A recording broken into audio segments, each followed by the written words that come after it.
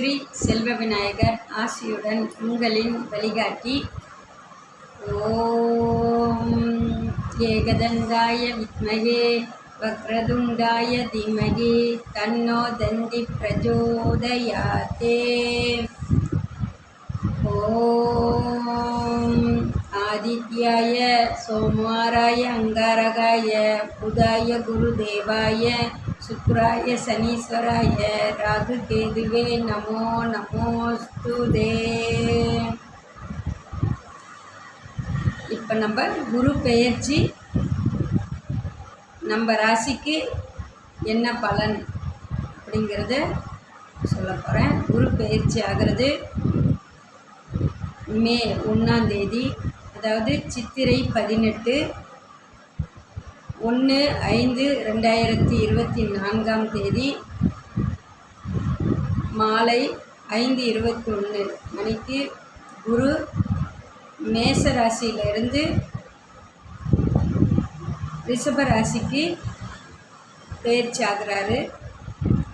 நம்ம ராசிக்கு எப்படி இருக்குங்கிறத நம்ம இப்போ பார்ப்போம். ரொம்பவும் கலகலப்பாகவும் கண்டிப்பாகவும் நிதானத்துடனும் தியாக மனம் கொண்டு விட்டு கொடுத்து செயல் செய்து கொண்டிருக்கும் விடாமுயற்சியில் வெற்றியை காணும் நம்ம மிதுன ராசி நண்பர்களே, வணக்கத்தை தெரிவிச்சுக்கிறேன். இந்த ஆண்டு நம்ம குரு பெயர்ச்சி பலன் எப்படின்னா, நம்ம ராசிக்கு அதாவது மிதுன ராசிக்கு 12ஆம் இடத்துல குரு உட்கார்றாரு.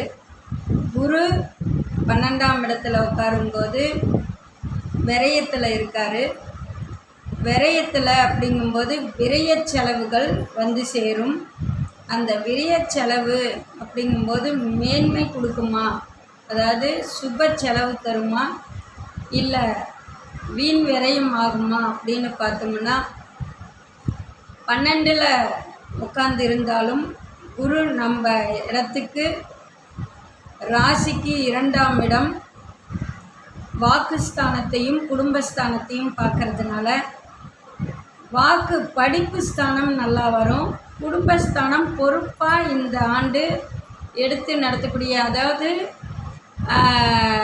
எல்லா நண்பர்களையும் உறவுகளையும் புரிந்து கொண்டு இப்போ எப்படி நம்ம நடந்துக்கணும், ஏமாந்து போகாமல் எப்படி இருக்கணும் அப்படிங்கிறத கற்றுக் கொடுக்கும். உறவுகளாகட்டும், சொந்தம் பந்தம் நட்பு அப்படிங்கிறத எப்படி யார்கிட்ட நடந்துக்கிற விதம் அப்படிங்கிறத நமக்கு கற்றுக் கொடுக்கும், உஷார்படுத்தும். பார்த்து நடந்துக்கோ, எல்லாமே எடுத்து கொடுத்துடாத, தனக்குன்னு கொஞ்சம் வெயி. ஏன்னா தியாகம் இருக்க வேண்டியது தான், ரொம்ப தியாகம் இருக்க வேண்டாம் அப்படின்னு புரிய வைக்கிற நேரம் இது. அடுத்து நம்ம ராசிக்கு 4ஆம் இடம் கேது உட்கார்ந்துருக்காரு. இந்த கேது உட்காரும்போது சுகஸ்தானம் என்பதால் அந்த சுகஸ்தானத்துக்கு உடல் உபாதை கொடுக்கும். வைத்திய செலவு, வயிற்று பிரச்சனை, சிறுநீரக பிரச்சனை, தோல் சம்பந்தப்பட்ட உபாதைகள் கொடுக்கும். குரு பார்வை, குரு 12ஆம் இடத்துல இருந்தாலுமே 5ஆம் இடத்துக்கு பார்வை தராரு. அந்த நம்ம ராசிக்கு 4ஆம் இடம் குரு 5ஆம் பார்வையாக பார்க்கும்போது அதிகபட்ச ஆபத்து கொடுக்காது, முன்னெச்சரிக்கை படுத்திடும். நம்ம எப்படி குடும்பஸ்தானத்துக்கு 3ஆம் பார்வை பார்த்து வாழ்க்கையை சிறப்பாக நடக்குதோ, புரிந்து கொள்ளக்கூடிய தன்மை கொடுக்குதோ, அதே போல் 5ஆம் இடத்தை பார்வையிடும்போது பார்வை 5ஆம் பார்வை 4ஆம் இடம் சுகஸ்தானத்தை பார்க்கும்போது மிதுன லக்னமாக இருந்தாலும் சரி, மிதுன ராசியாக இருந்தாலும் சரி, அந்த 4ஆம் இடம் கேது உட்காரும்போது வைத்திய செலவு கொடுக்கும்.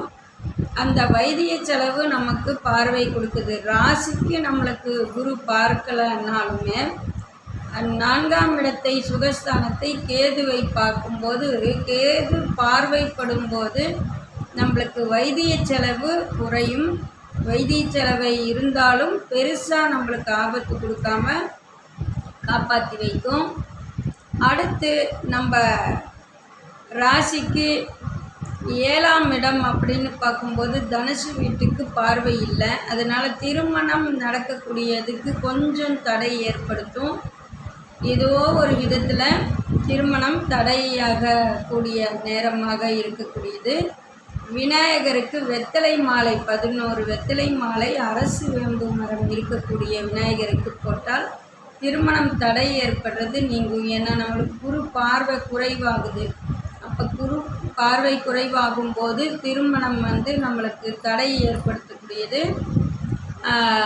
வழிபாடு செய்யும்போது நன்மையாக ஏற்படும். லக்னத்துக்கு 6ஆம் இடம் அப்படின்னு பார்க்கும்போது லக்னமோ ராசியோ மிதுன ராசியாக இருந்தாலும் சரி, லக்னமாக இருந்தாலும் சரி, 6ஆம் இடம் அப்படின்னு சொல்லக்கூடிய விருச்சிக வீட்டை 7ஆம் பார்வையாக குரு பார்க்குறாரு. அப்போ சத்ருஸ்தானம் பகை அப்படிங்கிறது இருக்காது. பகைமை இல்லாமல் உங்களை நீங்களே தயார்படுத்திக்கக்கூடிய நேரமாக அமையும். புத்திசாலித்தனமாக செயல்பாடுகள் செய்வீர்கள்.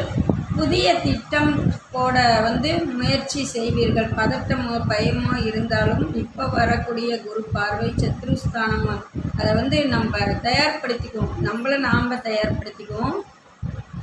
அடுத்து நம்ம லக்னத்துக்கோ ராசிக்கோ அப்படின்னு பார்க்கும்போது 8ஆம் இடத்தை மகர வீட்டை பார்க்கும்போது குரு 9ஆம் பார்வையாக பார்க்குறாரு.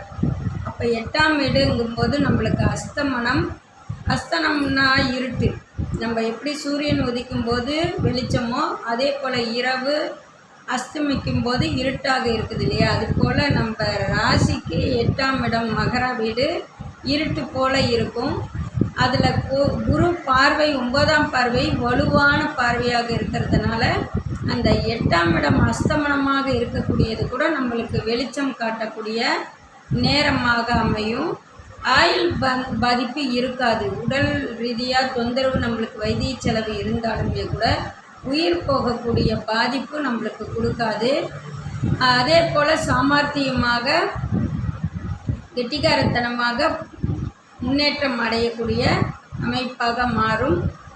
அடுத்து நம்ம ராசிக்கு 9ஆம் இடத்துல சனி உட்காந்துருக்காரு. தொழில் அப்படின்னு பார்க்கும்போது குரு பார்வை குறைந்தாலும் சுறுசுறுப்பாக இருக்கக்கூடியது மந்தமாக இருக்க நேரிடும். ஒரு எடுத்து வேலை செய்யலாம் அப்படின்னா ஏதோ ஒரு திட்டு வாங்கிக்கிட்டே இருப்போம். இந்த ஆண்டு செய்யலான்னு செய்வோம், ஆனாலும் அதுலேயும் சுறுசுறுப்பு இல்லைன்னு திட்டு வாங்குவோம். அந்த மாதிரி ஒரு நிகழ்வுகள் இருக்கும். அதே போல் நம்ம ராசிக்குன்னு பார்க்கும்போது 10ஆம் இடத்துல கேது உட்காந்துருக்காரு. அந்த கேதுன்னு இது ராகு உட்காந்துருக்காரு. இந்த ராகு அப்படின்னு பார்க்கும்போது 10ஆம் இடத்துல ராகு ராசிக்கு 10ஆம் இடமோ இல்லை லக்னத்துக்கு 10ஆம் இடமோ ராகு இருந்தாலே சுறுசுறுப்பாக தொழில் முன்னேற்றம் அடையக்கூடிய நேரமாக அமையும். அதில் குரு 11ஆம் பார்வையாக பார்க்குறாங்க. அந்த குரு 11ஆம் பார்வையாக பார்க்கும்போது ரொம்ப ரொம்ப புத்திசாலித்தனமாகவும் திறமையுடனும் செயல்பாடு உங்கள் வேலை விஷயத்தில் இருக்கும். உத்தியோகம் உயர்வு அப்படின்னு சொல்லக்கூடியது பதவி உயர்வாகும். சிரமத்திலையும் நம்ம வெற்றி கண்டோம் அப்படிங்கிற ஆதாயம் பெருகும். அந்த நோக்கம் எதுவாக இருந்தாலுமே, உத்தியோகமாக இருந்தாலும் சரி, புது முயற்சிகள் இருந்தாலும் சரி, புது தொழில் வியாபாரமாக இருந்தாலும் சரி, அதாவது ராகு கேதுவை வணங்கிவிட்டு வேலை செய்யுங்கள். ஏன்னா அந்த ராகு தானே 10ஆம் இடத்துல இருக்கார். அந்த ராகு கேது இல்லாமல் ராகு கொடுக்க மாட்டாங்க. அப்போ அந்த பார்வை நம்மளுக்கு கொடுக்கக்கூடியதாக நாகப்புத்து கோயில் இருந்தால் வழிபாடு பண்ணுங்கள். இல்லையா விநாயகர் பக்கத்தில் 2 பக்கம் ராகு கேது உட்காந்துருப்பார். அந்த சர்ப்ப சிலைன்னு சொல்லுவோம். அவங்களுக்கு வழிபாடு பண்ணுங்கள். இந்த மாதிரி வழிபாடு பண்ணிவிட்டு நம்ம தொழில் செய்யும்போது பதவி உயர்வாக இருந்தாலும் அவங்களுக்கு வணக்கத்தை தெரிவிச்சிட்டால் நம்ம உத்தியோக ரீதியாக நல்ல முயற்சிகள் வெற்றி காணக்கூடியதாக வந்து சேரும். இந்த ஆண்டு சிறப்பான ஆண்டாக இருக்குது. மெயினாக கோயில் வழிபாடு, இந்த ஆண்டு நாம் போகக்கூடிய கோயில் வழிபாடு மெயினாக வந்து திருவண்ணாமலை சிவனை வணங்கி வந்தால் நம்மளுக்கு ரொம்ப ரொம்ப சிறப்பான ஒன்றாக அமையும். திருவண்ணாமலை சிவன் கோயிலுக்கு சென்று கிரிவலம் போயிட்டு வந்து அதுக்கப்புறம் சிவனை வணங்கிட்டு அம்மாளை வணங்கி வந்தால் நம்மளுக்கு தோஷ நிவர்த்தியாகும். பார்வை இல்லை என்றாலும் பார்வையோடு வேலை வாய்ப்பு முன்னேற்றம் நடக்கக்கூடிய ஆண்டாக இருக்கும். அருகில் உள்ள சிவன் ஆலயத்தில் பிரதோஷம் நடக்கிறப்ப பால் வாங்கி கொடுங்க. அபிஷேகத்துக்கு பால் வாங்கி கொடுத்தால் ரொம்ப சிறப்பாக இருக்கும். இந்த ஆண்டு நல்லதே நடக்கும், நன்மை பெருகும்.